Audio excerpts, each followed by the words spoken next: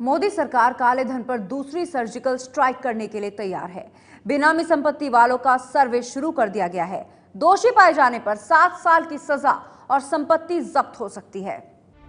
ये है देश की राजधानी दिल्ली के पॉश लुटियन जोन्स में पृथ्वीराज रोड पर बना बंगला। दिल्ली के लुटियन जोन पृथ्वीराज रोड पर हम जिस बंगले के सामने खड़े हैं, ये बंगला उत्तर प्रदेश के एक इंजीनियर का बताया जाता है। साल 2014 में इन्फोर्समेंट डायरेक्टरेट ने इस बंगले को पीएमएलए के तहत जब्त कर लिया था और आरोप था कि ये बंगला भ्रष्टाचार की कमाई से खरीदा गया है। सर्जिकल स्ट्राइक के तहत मोदी सरकार को सूचना मिली है कि ऐसे ही कुछ और बंगले लुटियन जोन में मौजूद हैं, जिनके कागजों में तो मालिक कोई और हैं, जबकि उनके वास्तविक मालिक कोई और हैं।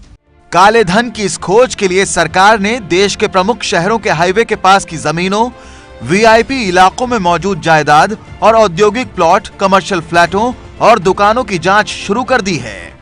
सरकार को यह बात अच्छी तरह से पता है कि भ्रष्टाचार और रिश्वतखोरी का ज्यादातर काला धन ऐसी ही वीआईपी जायदादों और बंगलों में लगाया जाता है।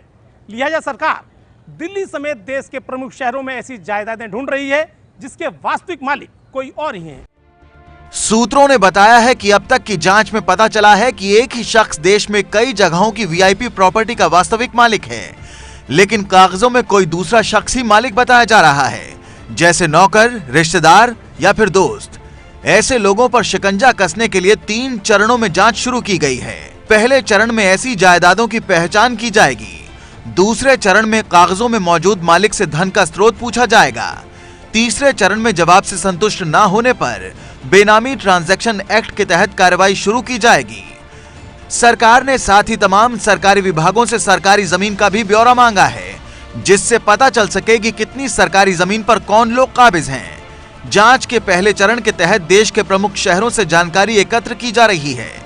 बेनामी ट्रांजैक्शन एक्ट इसी साल अगस्त माह में संसद ने पास किया था और इसी महीने की 1 तारीख से इसे लागू भी किया जा चुका है। हमने कानून बनाया,